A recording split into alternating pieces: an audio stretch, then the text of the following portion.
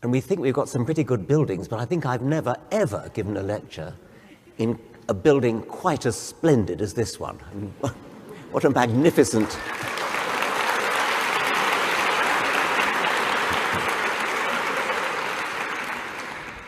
Okay, Proof, Science and Skepticism. I'm not quite sure where that title came from.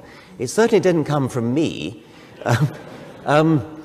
I thought I was originally asked to talk about my latest book, The Magic of Reality. And a couple of days ago, I looked at the website and saw that I was billed to talk about proof, science, and skepticism. So I hastily concocted a compromise and looked at my book and decided what I would do would be to take a chapter which I've never actually lectured about before. Usually I lecture about chapter 2, and today I'm going to lecture about chapter 10, which has a bit more to do with proof, science, and skepticism than the rest of the book. The book is a book for children, or for young people anyway, and I hope you'll bear that in mind. So in a sense, listen to it as though you are a child. As T.H. Huxley said, sit down before the facts as a little child. The book has several chapters, that virtually all of them begin with a question, and then the beginning of the chapter, it might be what is an earthquake, what is the sun, what is a rainbow, etc. The beginning of the chapter has myths in answer to the question. So myths about earthquakes, myths about the sun, myths about rainbows, and so on. And then finally we come on to the science. What really is a rainbow? What really is an earthquake? What really is the sun? One of the chapters that I usually talk about is who was the first person, and my conclusion is there never was a first person, which some people find paradoxical, but the opposite would actually be more paradoxical. But today, rather than talk about scientific facts, which is what most of the chapters are about, I'm going to talk about a more pedagogical chapter, something about how we think about things, or how children should think about things. It's a chapter called Why Do Bad Things Happen? And as I said, I want you to bear in mind that it's written for children, and so we're trying to dispel misconceptions that children might have, and I dare say a few adults have as well. So why do bad things happen? After a terrible disaster like an earthquake or a hurricane, you may hear people saying things like, "It's so unfair. What did those poor people ever do to deserve that fate?" Or if a really good person gets a painful disease and dies while a bad person remains in the best of health, once again we cry, "Unfair!" It's one of the favorite children's sayings. Where's the justice in that? It's hard to resist the feeling that somehow there ought to be a kind of natural justice. Good things should happen to good people. Bad things should happen to bad people if they happen at all. Many of you may know Oscar Wilde's wonderful play, The Importance of Being Earnest. And the elderly governess, Miss Prism, who explains how long ago she wrote a 3-volume novel. And when asked whether it ended happily, she replied, "The good ended happily and the bad unhappily. That is what fiction means." Real life, of course, is different. Bad things do happen, and they happen to good people as well as bad. They don't single out good people, but they're as likely to happen to good people as bad. So why do bad things happen?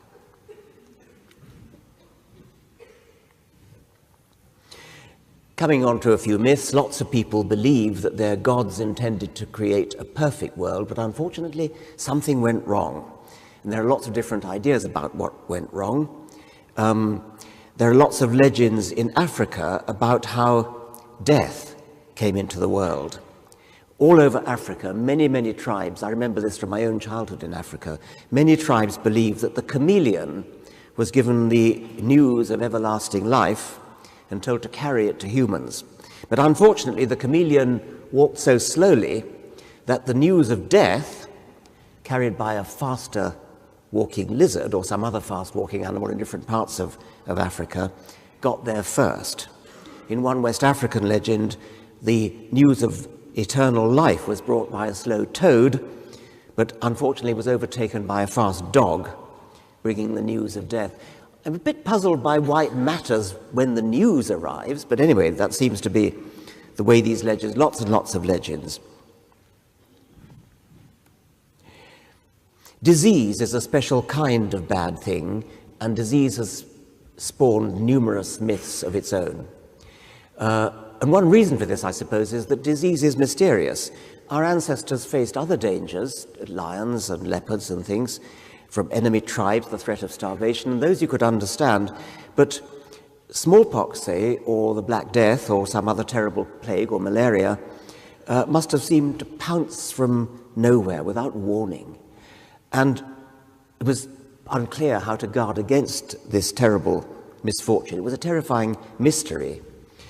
And so people, it's no wonder that they resorted to superstition when desperately trying to understand where disease came from, and resorted to magic spells, supernatural spells.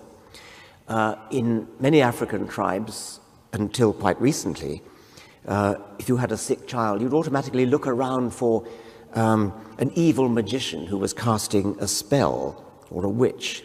If my child has a high fever, it must be because an enemy paid a witch doctor to cast a spell on her. Maybe it's because I couldn't afford to sacrifice a goat when she was born.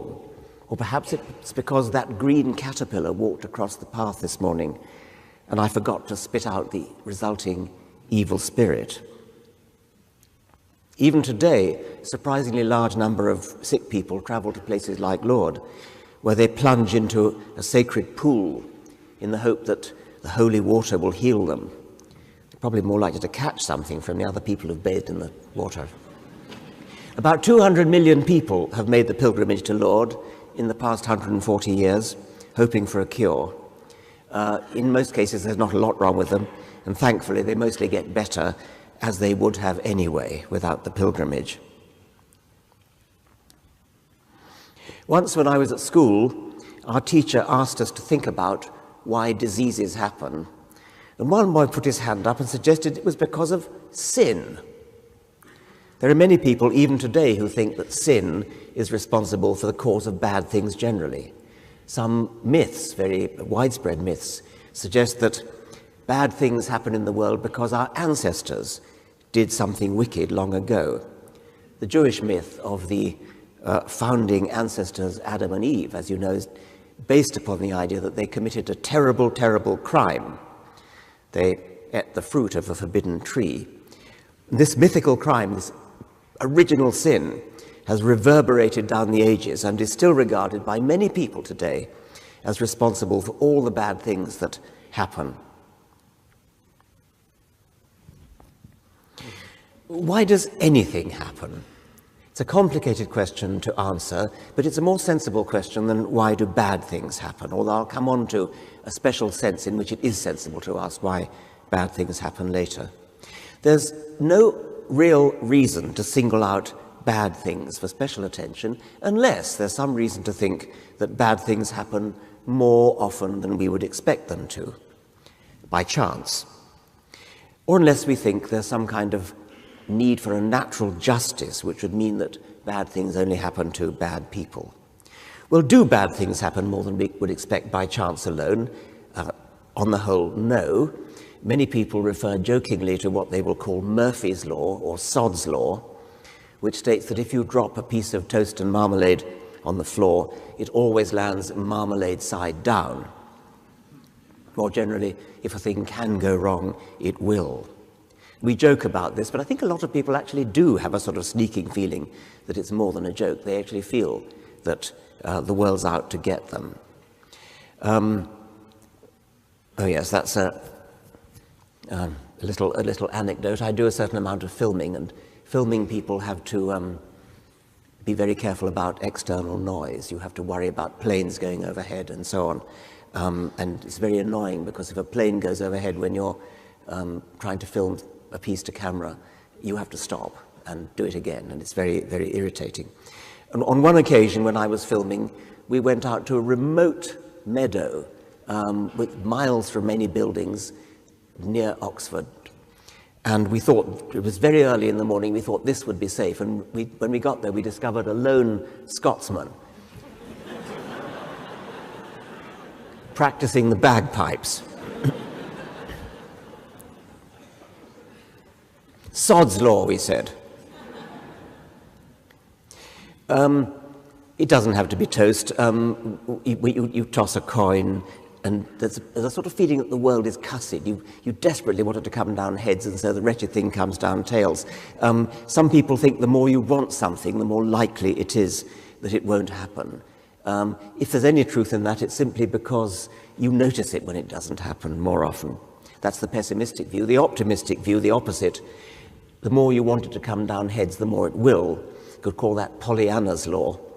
The optimistic belief that things usually turn out for the good. You could call it Pangloss's law, after the character of Voltaire.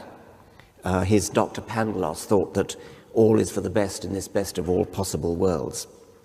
Well, you can quickly see, of course, that both Sod's law and Pangloss's law are nonsense. Coins and slices of toast have no way of knowing the strength of your desires and no means of fulfilling them or thwarting them. And what's a bad thing for one person may be a good thing for another. You've seen rival tennis players, both of whom pray fervently for victory, and both of whom think God gave them victory when they win. No particular reason, presumably, why God should favor one over the other. Well, people sometimes say everything happens for a reason, and in one sense this is true. Things have causes. Tsunamis happen. Terrible tragedies like tsunamis happen because of a reason, in this case because of an undersea earthquake. And earthquakes happen for reasons we now understand, shifts in the Earth's tectonic plates. So in this sense, everything does happen for a reason. But people will often use reason in a different way, and moral reason. They will say something like, the tsunami was a punishment for our sins. The reason for the tsunami was to destroy the strip clubs and discos and bars and other places of sin. And it's amazing after a major disaster how often you will see people, preachers and so on, saying such things. Perhaps it's a hangover from childhood. Child psychologists have shown that very young children, when asked why, for example, a particular test asked why do the children think that rocks are pointy, and they're given an alternative between a geological explanation for why rocks are pointy and a purposeful explanation, which is they're pointy so that animals can scratch themselves when they get itchy. And before a certain age, most children prefer the teleological explanation, prefer the explanation that the rocks are sharp for a reason of benevolent purpose. And then they grow out of that later. Many people believe in runs of good luck or runs of bad luck, or they may believe that some people are luckier than others. Or they may say, I've had so many bad things happen to me lately, I'm due for a bit of good luck. The law of averages is an example, the fallacious law of averages. In the game of cricket, it really matters which team bats first. There's often an advantage in batting first. And so the captains toss a coin to see who will get the choice of batting first or batting second. And many people believe that some captains are better at winning the toss than others. There's a news article about a match between India and Sri Lanka, and it said, it asked people, will Dhoni, that's the Indian captain, be lucky once again with the toss? And they had a competition for answers, and the winning answer was, I firmly believe in the law of averages, so my bet is on Sangakkara, that's the Sri Lanka captain, being lucky and winning the toss. Dhoni, the Indian captain, had won the toss in a series of previous matches. Coins are supposed to be unbiased, so the misunderstood law of averages ought to see to it that Dhoni, the Indian captain, having been lucky so far, should now lose the toss to redress the balance. Another way to put it would be to say it's now Sangakkara's turn to win the toss. It would be unfair if Dhoni won the toss yet again. But of course, the law of averages is nonsense in that case. It's true that if you toss a penny 1,000 times, you'd expect approximately 500 heads and 500 tails. But if you've already tossed the penny 999 times, and it's been heads every time, what would you bet for the last toss? According to the law of averages, you should bet on tails, because it's tails' turn. But needless to say, everybody in this room would bet on heads, because quite clearly this is a biased penny.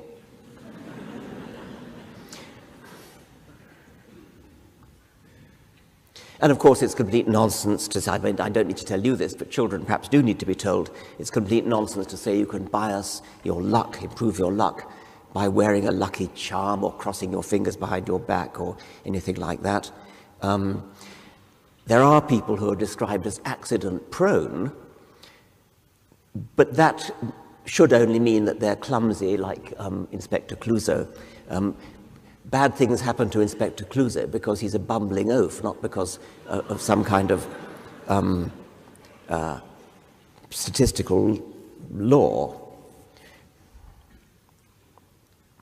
Now, to come on to something a little bit more biologically interesting, there may be a good biological reason why something like Sod's law is true. Of course it's true that the universe has no mind, no feelings, no personality. The universe is not out to get you. The universe is not out to make things difficult for you or bad for you, nor is it out to make things good for you. You have no right to expect any sort of comfort or the reverse from the universe. The universe doesn't know or care about your existence. Some people find that hard to accept. But now, having said all that, I pause for thought. I do have to admit that there is something a bit like Sod's law because of Darwinian natural selection. Although it's definitely not true that something like the weather or an earthquake or a flood is out to get you. If it gets you, that's just too bad. It's not out to get you. It's not deliberately scheming to get you. Nevertheless, when you turn to the living world, if you're a rabbit, a fox is out to get you. If you're a minnow, a pike is out to get you. I don't mean that the fox or the pike are scheming to get you, although they may be. They may have brains that are big enough to scheme. But evolution by natural selection has seen to it that even viruses, and certainly foxes and pikes, behave in ways that are actively bad for their victims. And if their victims take steps to evade capture or infection or whatever it is, then these menaces, these enemies, take active steps to penetrate, to counteract the steps that you take. Earthquakes and hurricanes don't do that. They do terrible things, but they don't improve their ability to make things worse for you. Natural selection really does. Natural selection sets up what you can call evolutionary arms races between predators and prey, parasites and hosts. The more prey animals evolve to become better at evading predators, the more evolutionary pressure there is on the predators to become better at catching the prey, and vice versa.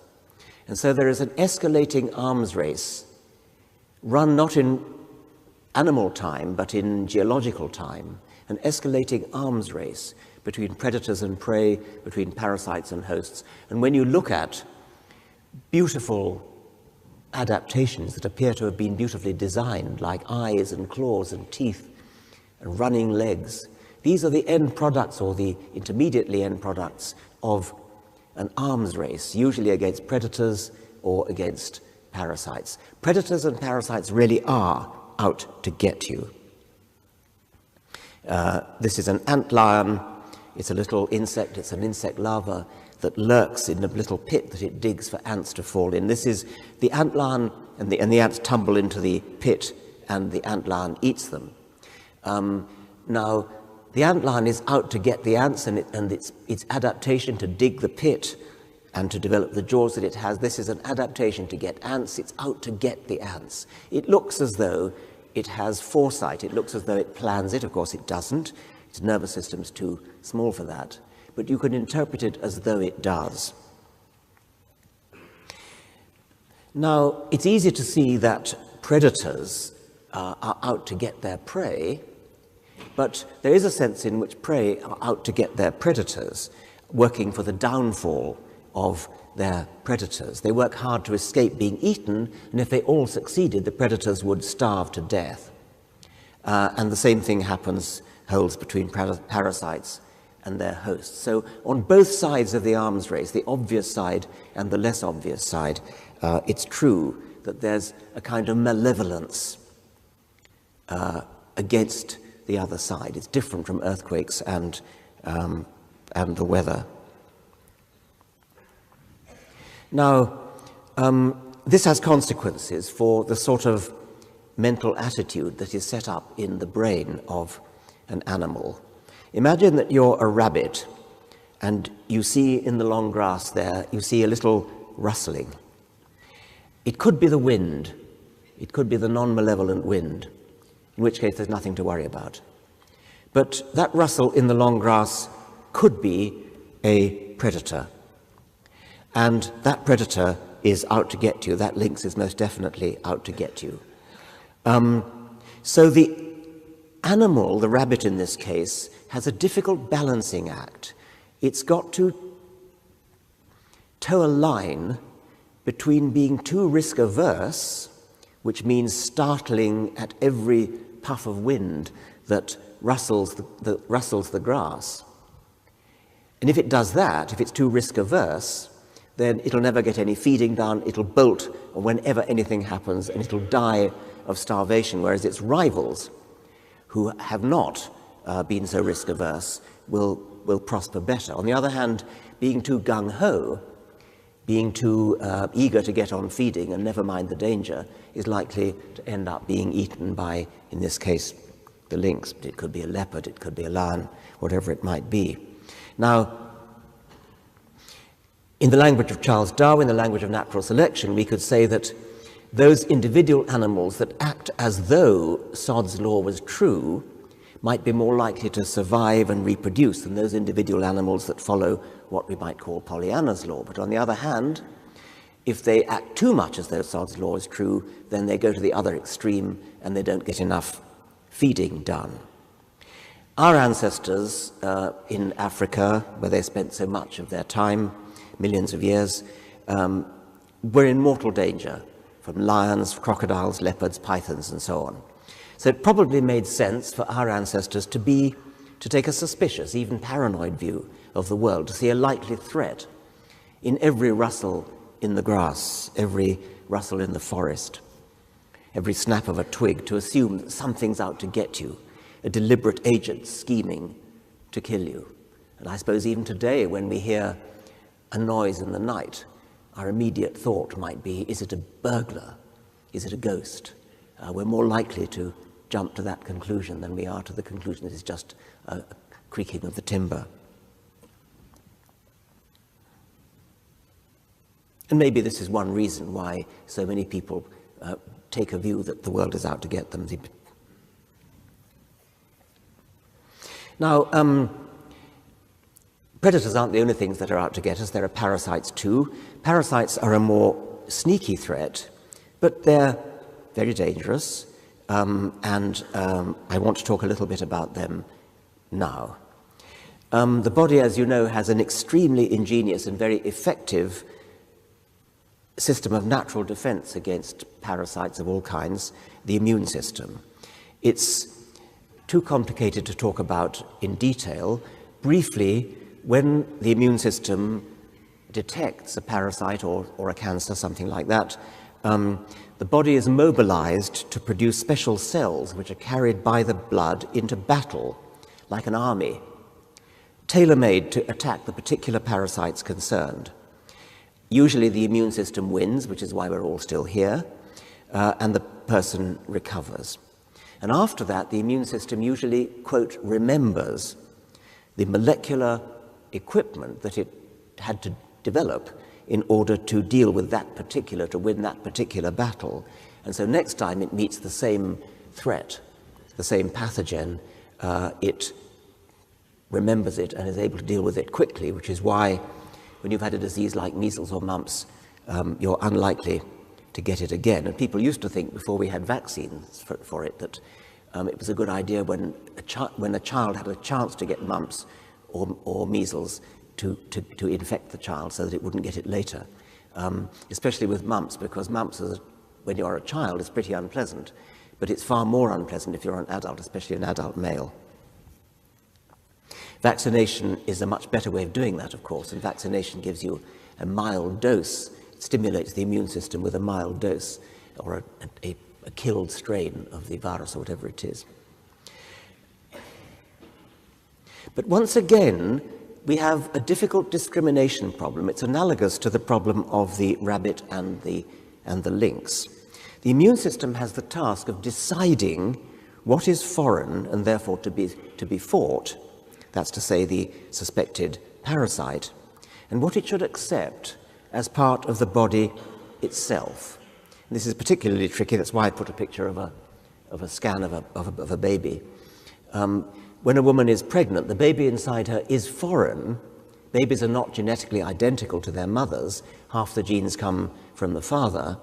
And so, unless very special steps are taken, the baby would be likely to be rejected by the immune system. And this was the big problem, I suppose, one of the big problems anyway, that had to be solved by the immune system when mammals or other creatures developed viviparity, developed live bearing.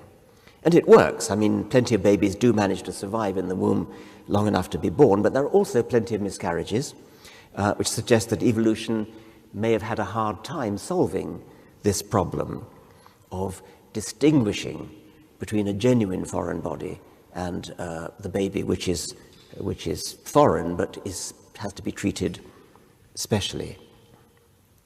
And even today, many babies survive only because doctors are on hand, for example, to change their blood completely as soon as they're born, in some extreme cases of immune system overreaction.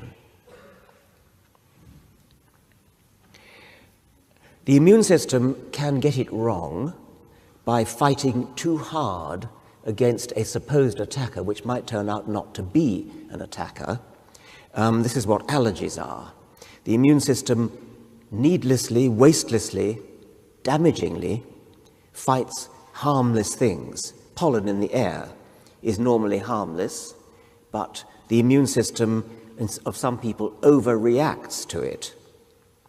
And that's when you get the allergic reaction called hay fever. You sneeze, your eyes water, it's very unpleasant. And in some cases, allergies can be lethal. You know, there are some people who can't eat peanuts, and if they have the slightest trace of a peanut, they die.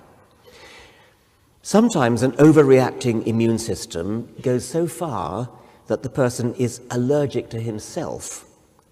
Autoimmune diseases.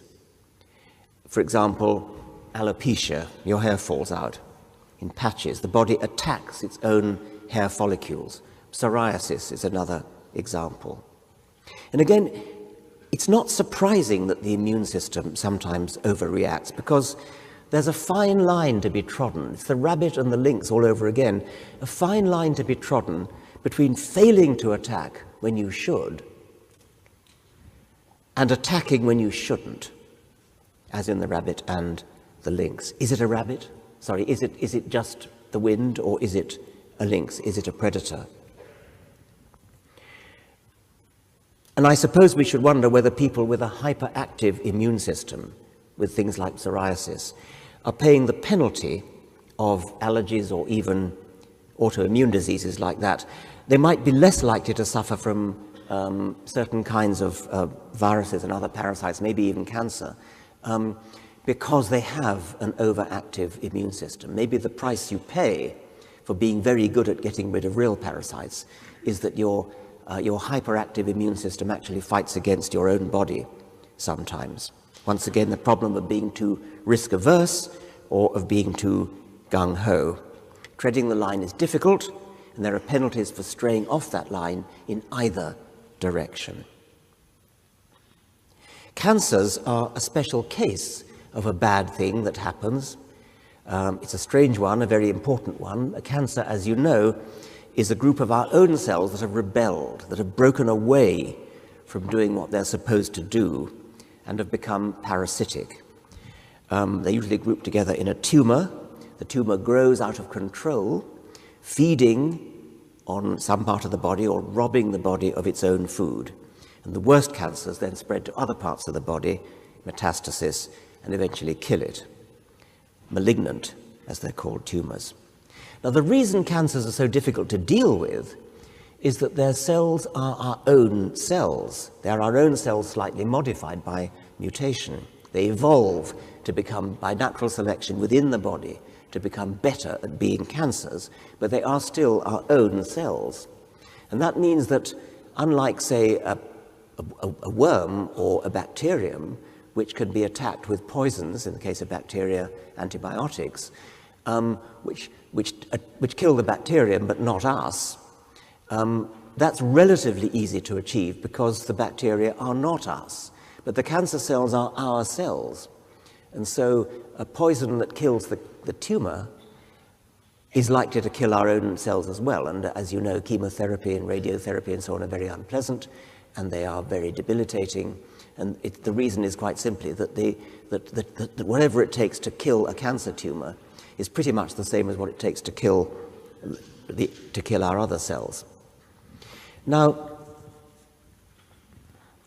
I want to end this particular part of my talk with a speculation. I'm wondering whether it's possible that autoimmune diseases, think again of the rabbit and the lynx, autoimmune diseases might be a byproduct of an evolutionary arms race. I talked about evolutionary arms races between predators and prey before. An evolutionary arms race between cancer and the immune system, run over many ancestral generations. The immune system wins battles against precancerous cells. All of us, from time to time, develop precancerous cells, which, unless the immune system detects them, have a risk of developing into a proper malignant tumor. And mostly the immune system wins, and we never know anything about it. Occasionally, it doesn't win, and the cancer wins. So the immune system wins battles against precancerous cells. And my suggestion is that in its constant vigilance against precancerous cells, the immune system sometimes goes too far, treads too far over that side of the line, goes too far and attacks harmless tissues. After all, the harmless tissues are very similar to cancerous cells. And an immune system which is too ready to attack finds itself attacking our own cells, as it were, mistaking them for cancer cells. And I'm wondering whether the explanation for autoimmune diseases could be that they are evidence of evolution's work in progress in an arms race against cancers. Now, I've been asked to say something about proof, and so I thought I ought to stick something in about proof, although it's not in the book. The word proof is used strictly by mathematicians. You prove something when you show that it follows deductively, inescapably, from axioms.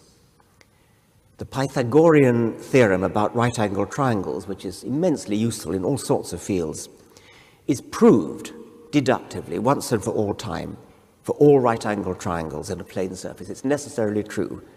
You don't have to go out with a ruler and measure hundreds of triangles in order to know that Pythagoras' theorem is correct. And most biological facts, most of the things we know about biology are not like that. We do have to go and take lots of observations, analyze them statistically, set up hypotheses, models, test them experimentally. Some philosophers would say we attempt to falsify our models, and a model that sticks its neck out, a model that's vulnerable to being falsified, yet is not falsified, is a good model, a successful model. The more vulnerable it is, the more precise the predictions that could have been disproved but are not, the more precise the predictions that are not falsified, the more we are inclined to accept it as true. But this is not proof in the mathematical sense. Nevertheless, it's still powerful evidence for believing that something is true. There are some things that we can do in biology which you could think of as armchair deductions. And I want to single out one, which is close to my heart. There is a controversy in biology at the moment over the subject of the evolution of altruism in kin, in related organisms. For example, especially the social insects, where many of you may know that the majority of biologists interpret the astonishing feats of the social insects, of ants, bees, and wasps, and termites, as a result of natural selection acting on kin. The worker ant is a sterile animal which cannot reproduce, and the reason why workers do what they do, which is feed other ants, feed larvae, which is protect the nest, which is take great risks. Bees sting with a barbed sting which kills them. They're kamikaze fighters. The reason why sterile workers do this is that their genes, the genes that make them do it, have copies in the young reproductives, in the case of ants, the young winged queens and males. And so if a gene makes a worker ant behave altruistically towards a young queen or a young male, then the gene has a good chance of being present in the body of that young queen, which is going to reproduce, or has at least a chance of reproducing. This is the theory of kin selection, and it was developed by my Oxford colleague, he wasn't at Oxford then, W.D. Hamilton, his theory of inclusive fitness. It was renamed the theory of kin selection by John Maynard Smith, and it has been the dominant account of the evolution of the social insects ever since the 1960s. It is now under attack from, I suppose, the most distinguished worker on social insects today, which is E.O. Wilson, Edward O. Wilson, who, and I don't want to go into detail, but he is now saying that his earlier espousal of the theory of kin selection was wrong. Wilson is himself wrong in this, and I haven't time to go into it, except to say that he mistakes the logical status of the theory of kin selection. He writes as though he thinks that kin selection is a new theory that has to be added to the classical neo-Darwinian synthesis of the 1930s and 40s. The classical neo-Darwinian synthesis of the 30s and 40s, which recast Darwinism in genetic terms, joined up Darwinian natural selection with Mendelian genetics, and recast evolution as changes in gene frequencies. That's the way it's been since the 1930s. That's the neo-Darwinian theory. That's the theory that everybody in biology subscribes to today. Wilson talks as though Hamilton's theory of kin selection, working for collateral kin rather than your own offspring, as though Hamilton's theory of kin selection is an extra theory that's kind of bolted on to the neo-Darwinian theory of the 1930s. That's his mistake. It is not. It follows deductively, mathematically, from the neo-Darwinian synthesis as Pythagoras' theorem follows from the axioms of Euclidean geometry. Wilson is in fact doing the equivalent of Pythagoras going around with a ruler and measuring hundreds of right-angled triangles to see whether they obey Pythagoras' theorem. That's not what it's about. You can deduce Hamilton's theory of kin selection deductively from the depths of an armchair without ever leaving the armchair. It's another question entirely whether the particular idea of collateral kin actually applies in practice to a particular species. It probably does not apply. You don't actually need to think about collateral kin in many species of animal, but the theory is still there. It's still, the pressure towards it is still there, and that is a deductive consequence of the neo-Darwinian synthesis, which follows inexorably, ineluctably, mathematically, deductively, from the synthesis of the 1930s.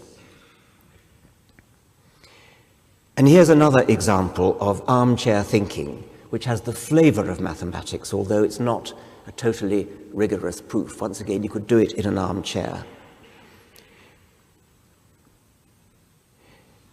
People sometimes say, was there ever an Adam and Eve? And of course there wasn't in the sense of Genesis, but then people will say, well, yes, but there probably was. What about African Eve? What about mitochondrial Eve? What about this woman whom we're all descended from? We get all our mitochondria, which come down through the maternal line. What about mitochondrial Eve? There is empirical genetic evidence that a woman did indeed live in Africa something over 100,000 years ago, who gave us, all of us, our mitochondria that we inherited from our mother, from our maternal grandmother, our maternal great-grandmother, and so on. That's empirical work. The point I want to make now, though, is that it is logically necessary that there had to be such a woman. It's nice that we've got the empirical evidence, but actually, from the depths of your armchair, you could have concluded that, yes, there has to be a woman from whom we are all descended, from whom we get all our mitochondria. I'm going to distinguish three different individuals: mitochondrial Eve, Y chromosome Adam, and our most recent common ancestor. And all three of those necessarily had to exist, although we don't necessarily know when or where. Our most recent common ancestor is the individual from whom all of us are descended most recently. And I can prove to you, by the mathematical technique of reductio ad absurdum, that there had to be such an individual. In fact, I can prove something rather more striking than that, which is that if you go back sufficiently far in time, in a time machine, you will find that every individual you meet, as you open the door of your time machine and get out, every individual you meet is either the ancestor of all living humans or of none of them. There are no intermediates between them. That's a rather remarkable fact, and I can prove it to you without ever leaving the armchair. Or conversely, going forwards, we can say that of all of us in this room, if we go sufficiently far forward in time and look at humans in the remote future, there are some of us in this room who will be the ancestor of everyone alive, and there are others of us in this room who will be the ancestor of nobody alive. And there are no intermediates. It's either everybody or nobody. Isn't that a striking thought? Is it a striking thought? Yeah. Here's the proof. It's the mathematician's method of reductio ad absurdum. Suppose we go back ludicrously far. Suppose we go back to the Devonian era, where our ancestors were fish. So I can trace my ancestry back to a fish, and so can you. My fish has got to be your fish. Because in order for that not to be true, the descendants of my fish and the descendants of your fish would have had to evolve in parallel through the same intermediate pathways all the way to becoming humans, chastely refraining from ever mating with each other. That's the only way in which it could be true that my fish is different from your fish. So there has to be a fish which is the ancestor of every human, and there are other fish, which are maybe its contemporaries, who are the ancestors of none. Now, it's easy to see that that's true if you go back as far as a fish. We don't have to go back nearly that far. We only have to go back, then it becomes a matter of more detailed calculation and an actual empirical measurement to say how far we have to go until we find an individual who is the most recent common ancestor of every single one of us in the world today. And that individual probably lived a matter of a few tens of thousands of years ago. That is not mitochondrial Eve. Mitochondrial Eve is our most recent common ancestor in the female line, because mitochondria only go down the female line. Mitochondrial Eve lived earlier than our most recent common ancestor because there are so many more ways of being an ancestor than just the maternal line. You can be an ancestor by going father, grandmother, great-grandfather, great-great-grandfather, great-great-great-grandmother, and so on. There are millions of different ways of being an ancestor. And so obviously, given all possible ways of being an ancestor, our most recent common ancestor has to be a more recent one than mitochondrial Eve, since mitochondrial Eve is the most recent ancestor down only one pathway, this trickle of genes down the right-hand end of the family tree. Similarly, Y chromosome Adam. All males have a Y chromosome, no females do. All males get their Y chromosome from their father, their paternal grandfather, their paternal great-grandfather, and so on. Once again, the trickle from the left-hand end of the family tree. So Y chromosome Adam has to be another one who is earlier than our most recent common ancestor. But Y chromosome Adam, by a totally different line of reasoning, probably lived more recently than mitochondrial Eve. And certainly, Y chromosome Adam never met mitochondrial Eve. The reason I say Y chromosome Adam lived more recently is that there are more ways of having descendants if you're male. You're more likely to have lots of descendants if you're male than if you're female. And the reason for that is that a male is capable of having hundreds of descendants. And one or two males in history have. If you look at the Y chromosome of many peoples in Central Asia, they all derive from a single male who lived around about the time of Genghis Khan. Muley Ishmael the Bloodthirsty had more than 800 children. He also had the charming habit of mounting his horse with drawing his saber as he did, and beheading the slave that held the bridle as a method of quick release as he got into the saddle. So many of us may well be descended from Muley Ishmael the Bloodthirsty. Many of us may be descended from Genghis Khan. We are all descended from Y chromosome Adam, and if we're male, our Y chromosome derives from Y chromosome Adam. And he probably lived a lot more recently than mitochondrial Eve. I'm now going to end by reading the final paragraphs from The Magic of Reality, which talk about about magic and miracles and how real science is always to be preserved. I haven't talked about that in this lecture, but it's in the title, The Magic of Reality, and there is a chapter on miracles. And it's sort of a response to the claim that scientists think they know everything. There are things that not even the best scientists of today can explain, but that doesn't mean we should block off all investigation by resorting to phony explanations invoking magic or the supernatural, which don't actually explain at all. Just imagine how a medieval man, even the most educated man of his era, would have reacted if he had seen a jet plane, a laptop computer, a cell phone, a sat-nav device. He would have called them supernatural, miraculous. But these devices are now commonplace. We know how they work. People have built them, following scientific principles. There never was a need to invoke magic or miracles or the supernatural, and we now see that the medieval man would have been wrong to do so.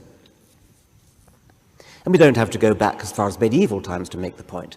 A gang of Victorian international criminals equipped with modern cell phones could have coordinated their activities in ways that would have looked like telepathy to Sherlock Holmes. In Holmes's world, a suspect in a murder case who could prove he was in New York the evening after the murder was committed in London would have a perfect alibi, because it was literally impossible in the 19th century to be in New York and London on the same day. The eminent science fiction writer Arthur C. Clarke summed the point up as Clarke's third law. Any sufficiently advanced technology is indistinguishable from magic. The very idea of levitation has long been a byword for the supernatural, for mysterious magic. But I'm going to show you a little film now, a demonstration from the superconductivity group of Tel Aviv University of a feat of levitation that's done by purely naturalistic physics, quantum physics. Levitation is no longer a miracle, it's physics. I just levitated above the track quite high, and I can just rotate it. So it's actually floating above the surface. Yeah, it's not floating, it's locked above the surface. So you could tilt it at an angle and it would still fly around. Yeah, like this, and it will just go around like this. I can just go and put it at different height, and then like this. And lock it at the height. Lock it, yeah, different height, different configuration. Right. And I can even lock it at opposite way. If you could just hold for a minute. I'm doing the same thing. Hang I'm upside locking down. it upside down, and then it is suspended. The more you think about it, the more you realize that the very idea of a supernatural miracle is nonsense. If something happens that appears to be inexplicable by science, you can safely conclude one of two things. Either it didn't really happen, the observer was mistaken or was lying or was tricked, or we have exposed a shortcoming in present-day science. If present-day science encounters an observation or an experimental result that it cannot explain, then we should not rest until we've improved our science so that it can provide an explanation. If it requires a radically new kind of science, a revolutionary science so strange that old scientists scarcely recognize it as science at all, that's fine too. It's happened before. But don't ever be lazy enough, defeatist enough, cowardly enough to say, I don't understand it, so it must be supernatural, it must be a miracle. Say instead, it's a puzzle, it's strange, it's a challenge that we should rise to. Whether we rise to the challenge by questioning the truth of the observation or by expanding our science in new and exciting directions, the proper and brave response to any such challenge is to tackle it head on. And until we have found a proper answer to the mystery, it's perfectly okay simply to say, this is something we don't yet understand, but we're working on it. It's the only honest thing to do. Miracles, magic, and myths, they can be fun, and I have fun with them throughout the magic of reality. Everybody likes a good story, and I hope that readers of this book will enjoy the myths with which I begin most of my chapters. But even more, I hope that in every chapter, they enjoy the science that comes after the myths. If you read the book, I hope you'll agree that the truth has a magic of its own. The truth is more magical, in the best and most exciting sense of the word, than any myth or made-up mystery or miracle. Science has its own magic, the magic of reality. Thank you very much.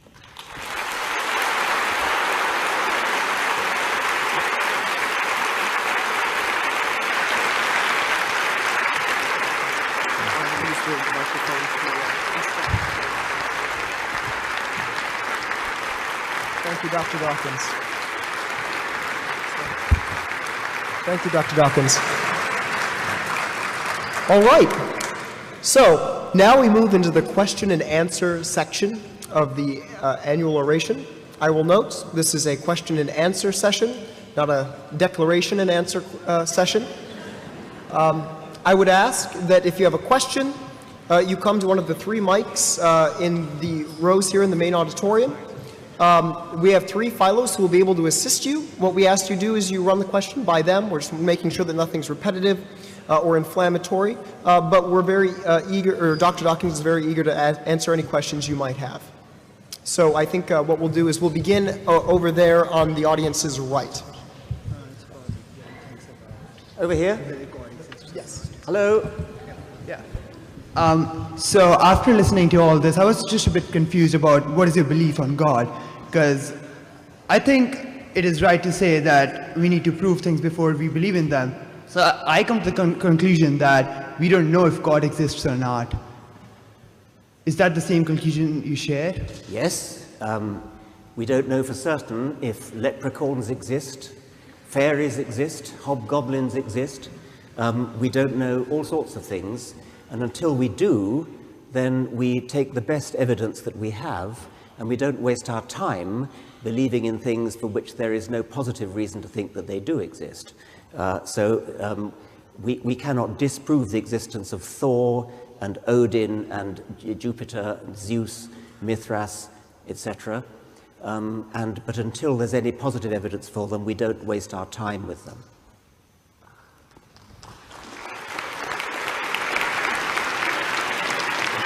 Hello, Professor. Thank you for coming here today.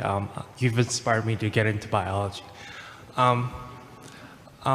In the past, you've expressed your preference for television programs like Jacob Bronowski's Ascent of Man and Carl Sagan's Cosmos over, say, more modern programs that are that cater to the attention span of the public.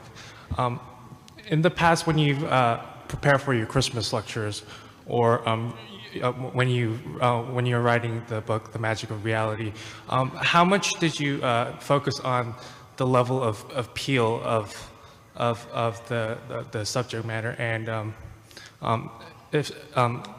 what is your philosophy in trying to package the material to to try to make the public understand the topics you're trying to express? I mean, I think science can be difficult, and so it's all too easy to sugar the pill and to only talk about the sexy, fun aspects of science and bangs and smells and things. To teach science in a coherent way, I think you have to do the whole thing. But all of science should be interesting. It's a very complete, not totally finished complete, but it's a coherent body of theory. I think obviously you have to be very clear. Einstein said everything should be as simple as possible, but no simpler. So you can't gloss over the difficulties. Try to put yourself in the position of the listener or the reader, and this is obvious, but many people don't really do it very well. Say to yourself, if I were reading this, how would I react? Would I understand it? I find that when I'm writing a chapter, say, I will almost inadvertently find myself reading it again and again, over and over again. Each morning when I start a fresh work, I will read through the chapter yet again. And again, inadvertently, I find myself reading it through the eyes of a different possible person. And it's not a deliberate thing. I don't have a kind of checklist of imaginary readers. It tends to be just a person that I've just been speaking to on the phone or something like that. And that person, she's in my mind because I've just been speaking to her on the phone. And so when I next start reading the chapter, I will, as it were, see the word through her eyes. And if I think she wouldn't like something or wouldn't get a point that I'm making because I haven't made it clearly enough, I'll change it. And so the chapter goes through a sort of Darwinian process of being naturally selected through the eyes of many imaginary readers. And I suppose that, as in any Darwinian process, that improves it. You mentioned the Christmas lectures. The Christmas lectures are an institution started by Michael Faraday when he was head of the Royal Institution, and they're given every year in the Royal Institution in London, 5 lectures given to children, and nowadays, for about the last 40 years, they've been televised by the BBC or some other company. And I gave them 1 year. It's a major undertaking. You kind of give up a whole year to preparing the Christmas lectures. It's a great privilege because they are such a British institution. And there is this tradition started by Faraday of having demonstrations. Faraday didn't have slides. What he had was demonstrations. He would call people out. He would do demonstrations on the bench. And that tradition has persisted. And so I got a lot of help with demonstrations that would inspire the children and calling the children up to assist, rather like a conjurer does. And you find that when preparing demonstrations, the fact that you're giving the Christmas lectures is a key that opens all doors. And so you can ring up a company that manufactures electron microscopes and say, I'm giving the Christmas lectures this year. They say, right, what can we do for you? And they will hire a truck and ship an electron microscope into the lecture theatre so that you can demonstrate it. So it's a huge privilege. But not everybody has that privilege, and if you haven't got the facility to actually lift an electron microscope and put it on the table, put it on the floor rather, nevertheless you can use other simpler demonstrations than that. Metaphor, I think, is important, using analogies, using metaphors to try to explain things. You have to remember not to let metaphor go too far. There are some people, they're often called theologians, who are incapable of distinguishing metaphor from reality. Metaphor should illuminate reality. It shouldn't take the place of reality. Two questions. Thank you so much for your talk, Professor Dawkins. The first question involves religion. You met with a rabbi from the Society for Humanistic Judaism. First, is a religion of humanistic religion X of atheists good in your eyes? And the second question is, there's a group of transhumanists who believe that eventually science will move into the realm of human beings living forever.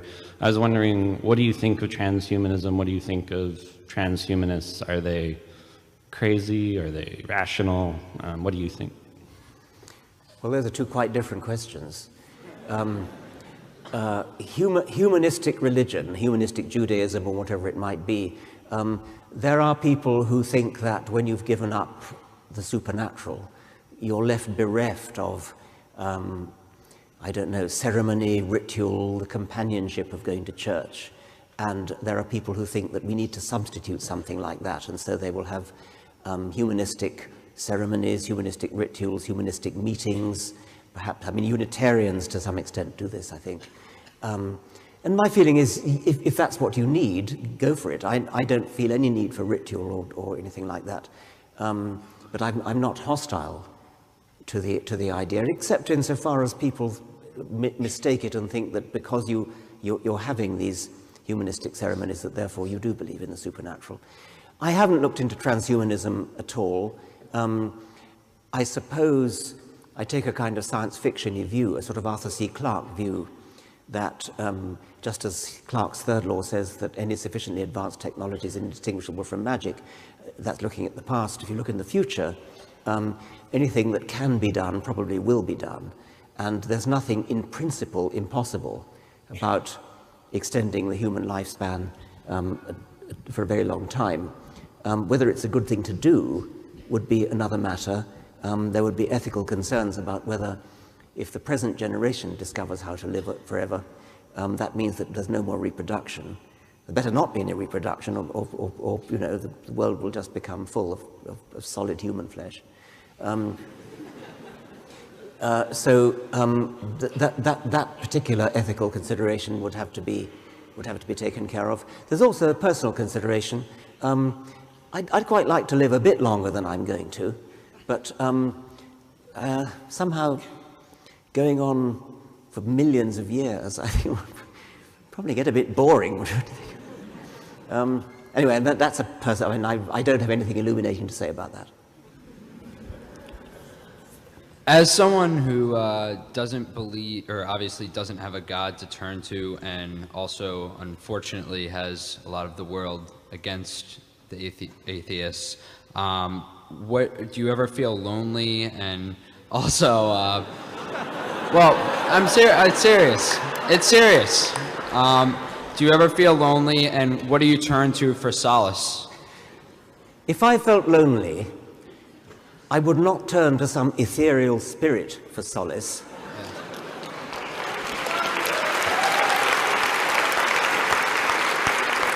I would turn to some solid human companionship.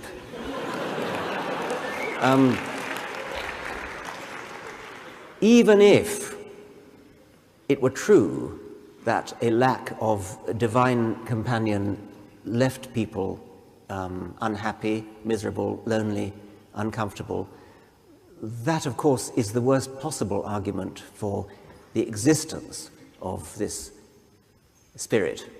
The world, the universe, doesn't owe us comfort. And so if the thought of there being no God or no afterlife, whatever it is, makes you feel uncomfortable, sorry? If the thought of having no God or no afterlife makes you feel uncomfortable, that's just too bad. Thank you.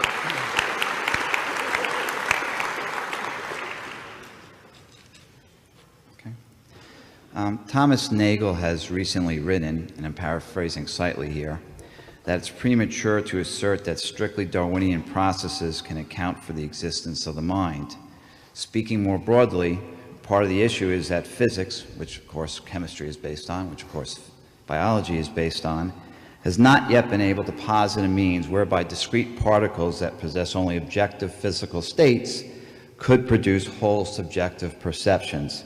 And of course, we don't want to rely on emergent properties because that would be an act of faith, and we don't believe in faith at this point. So given that, isn't it premature to say that artificial selection is a strictly Darwinian process as opposed to saying we don't yet understand? I'm all for saying we don't yet understand. I mean, my peroration, which I read out, said we don't yet understand. What I did add, however, was that because we don't yet understand, we do not, therefore, resort to the supernatural cop-out. We say we do not yet understand, and we need to work on it. Now, there are aspects of the world that science certainly doesn't yet understand, and physicists are up against some of the most difficult questions, and many physicists will frankly admit that they don't understand. Therefore, they're working on it. I don't have very much sympathy for this, what I've called the argument for personal incredulity, which says, I don't yet understand how something works. Therefore, it's got to be something mystical. So I regard the confronting of things which we don't yet understand as a worthwhile challenge, and it's a challenge that science needs to roll up its sleeves and do something about. It's not an excuse to lie down in despair and say, oh, we don't understand it, therefore we'll never understand it. Right, but there are a couple of important points here. First off, we don't want to argue from I think somebody else needs to have a turn now. Thank you. I wanted to know what you thought about, with the advances of medicine technology and basically the human race's removal from the natural selection process. Do you feel we have halted our evolution, or do you think that there's substantial room for evolutionary development within the human race? Well, I think you're asking about human-controlled evolution, aren't you? Well, we know from artificial selection of agricultural animals and plants and domestic dogs and so on that of the two parts of the Darwinian equation, mutation and selection, selection is immensely powerful, and selection can turn a wolf into a Pekingese. I mean, a Pekingese is a wolf, thinks it's a wolf anyway, and is genetically speaking pretty much a wolf with minor differences. So artificial selection is very powerful, and if anyone were minded to practice artificial selection on humans, there's not the slightest doubt but that it would work. And so if you wanted to breed a race of super high jumpers or sprinters or something like that. You could certainly do it, just as people have bred greyhounds to be much faster runners and racehorses and so on. So there's no doubt at all that breeding of humans would work if anyone had the stomach to do it. And I think one could say, fortunately, nobody actually, well, almost nobody has. Hitler tried it tried it briefly. The other half of the Darwinian equation, mutation, the artificial version of that we would call genetic manipulation. And that again is now being practiced with agricultural crops and agricultural animals and experimental animals, and certainly works. And once again, in principle, that would work with humans. And so, again, applying a kind of science fiction-y view, a sort of Arthur C. Clarke view of the distant future, it wouldn't be surprising if the techniques of artificial selection and artificial mutation did indeed produce extremely different kinds of humans. And in a way, the remarkable thing is it hasn't happened yet. Mr. Dawkins, of all of the convictions you've ever had, what is the simplest one that has changed the most?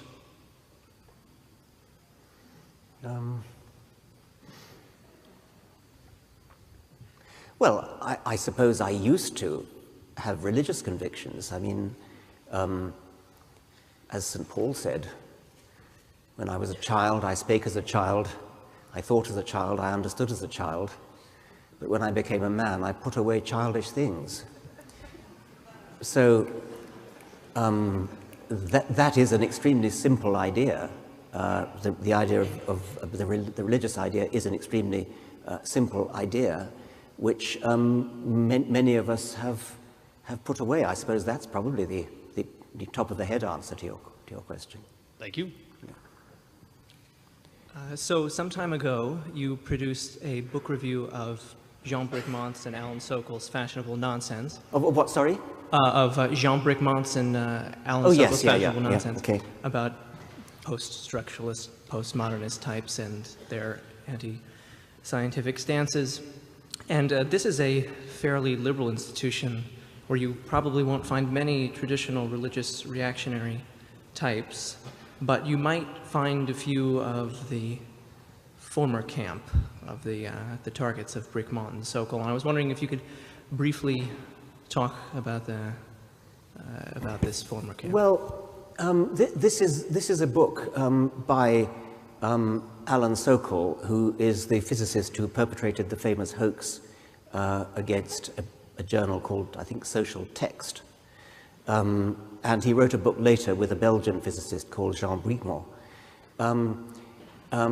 Sokol's hoax was a paper called something like Towards a Transformative Hermeneutics. And it was absolute solid bullshit from beginning to end. It was total nonsense. And because it used the sort of de rigueur, francophony language of postmodernist literary critics, etc., they lapped it up and published it. And Sokol then published his expose of his own hoax in another journal, and the editors of Social Text ended up with egg all over their faces. Sokol and Bricmont wrote a beautiful book which quotes a lot of utterly amazing examples. Examples which, I mean, I can't possibly quote them. I mean, they're just amazing. I mean, look at the book, or look at my review of the book. Peter Medawar, who's a great hero of mine, a great Nobel Prize-winning medical scientist, rumbled these people a very long time ago when he said something like this: I could quote evidence of a whispering campaign against the virtues of clarity. A writer in the Times Literary Supplement has argued that thoughts which are difficult to understand are best expressed in language which is deliberately unclear. He goes on, what a preposterously silly idea. I'm reminded of an air raid warden in wartime Oxford who, when somebody complained that the blackout was not being properly observed, advised them to wear dark glasses. He, however, was being funny on purpose. Medawer is attacking people who used obscure language, difficult language, deliberately in order to obscure, in order to impress, in order to make people think that you're intelligent, intellectual, and profound, when actually you have absolutely nothing to say. I forget who it was coined the phrase physics envy. Physics is a genuinely difficult subject with genuinely difficult material. And physicists who try to explain their subject to lay people strive and struggle mightily to do so. They work hard at trying to find ways of explaining it. If your subject has no depth, has nothing to say, then you can satisfy your physics envy only by using language which is deliberately obscure, going in the opposite direction from the physicists, which, as I've said, are trying to make things clear. Now, I don't know how many people in the school of thought you're talking about are genuine charlatans, but I'm damn sure some of them are, and you can read their stuff in Sokal and Brickmore's book, or you can look up a magnificent website, a magnificent computer program on a website called the Postmodernism Generator. Did you write it? No. It was written, I think, by an Australian called Bullhack, and he and what you do is you go there and you just click, and it generates for you a complete paper of postmodernist claptrap, complete with author citations. Everything is there, and as I said at the end of my review, I encourage you to go to the Postmodernism Generator, print out a paper, send it to the editors of Social Text in triplicate. Who is it? Is it? Yeah. Hi. First of all, I'd like to say thank you for being you. Like, you really changed me on a personal level, so I really do appreciate that, and nice tie. Second, I'm quite nervous, so forgive me. I'm going to read a prepared question from earlier, but yeah. This refers to the Reason Rally, your speech there. So I've been following you and quite well, and I know personally why you yourself call yourself a militant atheist. Nonetheless, at least in your life as a public intellectual, I think, and my theist friends would agree, that you come across sort of like an atheist Magneto. And in that, I mean, you implore, the quote from the Reason Rally is that we should be ridiculing theists. I don't think that, I find that inherently unjustifiable, in that not all atheists are rational in everyday life, and maybe theists are rational in some ways that atheists aren't. How would you respond to criticisms that perhaps we shouldn't, we as atheists shouldn't be ridiculing theists on a personal level? Yeah. Well, maybe I went too far. I think what I meant by ridicule was, as opposed to the sort of rude to the point of obscene polemic which many of my colleagues indulge in. And so I was reacting against, and remember the Reason Rally is talking to the troops, so to speak.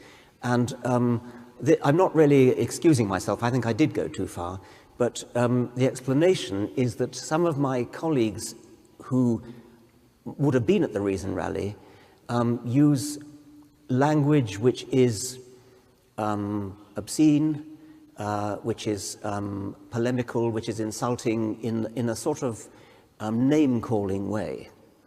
And I was trying to erect ridicule as a more subtle, I was thinking of subtle satire. I was thinking of the kind of thing that Peter Medawer, whom I quoted earlier, did so well. I mean, Peter Medawer would never have dreamed of calling somebody a fucking idiot, like you'll see on some atheist websites. Instead, Peter Medawer used finesse. And I think, that's what I meant by ridicule. Just to give you an example, Medawer reviewed the theologian Father Teilhard de Chardin's famous book, The Phenomenon of Man. And he did it beautifully. Every line is a rapier thrust. And then he ends up asking, how have people come to be taken in by Teilhard de Chardin? And he gives various reasons. And his final reason is, he says, the spread of secondary and latterly of tertiary education has bred a large group of people with educated and refined literary and scholarly tastes who have been educated far beyond their capacity to undertake analytical thought. Now that's a beautiful thrust. That's the kind of thing I mean. That I was trying to encourage the people at the Reason Rally to employ that kind of satire, that kind of ridicule, rather than the kind of outspokenly, really rather unpleasant polemic that we so often see. But I think you're right. I probably did go too far. Thank you. Thank you. Yeah. Thank you very much for coming to speak to us today. Yesterday was Douglas Adams' 61st birthday. I'm sure you remember. As a result of his adoration for you, I discovered your literature, and I was wondering, after writing The Magic of Reality, how his love for teaching science to young people, it may have impacted or influenced you to write this book and other literature. Yes, he was a remarkable writer, and he, I think, is more or less unique, the sort of science fiction comedy, taking the ideas of science, which do have many absurdities about them. I mean, there is something absurd about many of the ideas of quantum theory, though it's got to be true because the predictions are so good, and somehow turning that into comedy was a magnificent literary achievement, which I don't know of anybody else who does that or did that. I miss him sadly. I think I'm right in saying it's the only fan letter I've ever written was to him, and that resulted in his inviting me to come and see him because he wrote me a fan letter as well, and so we always got on very well. He was my guru on anything to do with computers, especially Apple Macintosh computers, and so I would always go to him, and his advice was always wry and funny and sort of. He kept laughing at himself. It was just a lovely, lovely man. Miss him so much. And he introduced me to my wife on his 40th birthday, which is another sentimental reason for. Hi, thank you. So I wanted to ask, do you know of any evidence for the concept that perhaps particular humans are genetically predisposed to logic or to belief without proof? Sorry, who is? Any particular humans, whether there's a genetic basis for rationality. Well, it's an interesting philosophical question, why our brains are good at doing logic, why our brains are good at doing science, indeed. And some people have even argued that because our brains are the product of natural selection, we therefore should mistrust our logic. I think you could make a pretty good Darwinian case for why we would be logical and rational.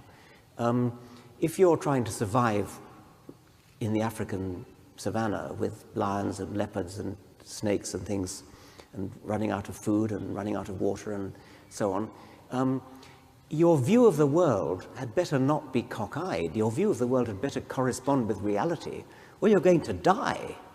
I mean, you need to have a rational view of the world. In a way, the puzzle is why we also developed an irrational view of the world, why instead of just getting on with the business of living and planting our crops and things, we would sacrifice a goat in order to make the crops grow, wasting time and wasting goats to do it. But I don't think we need to ask where our logic comes from, where our rationality comes from. It's rather the reverse. Is that one more there?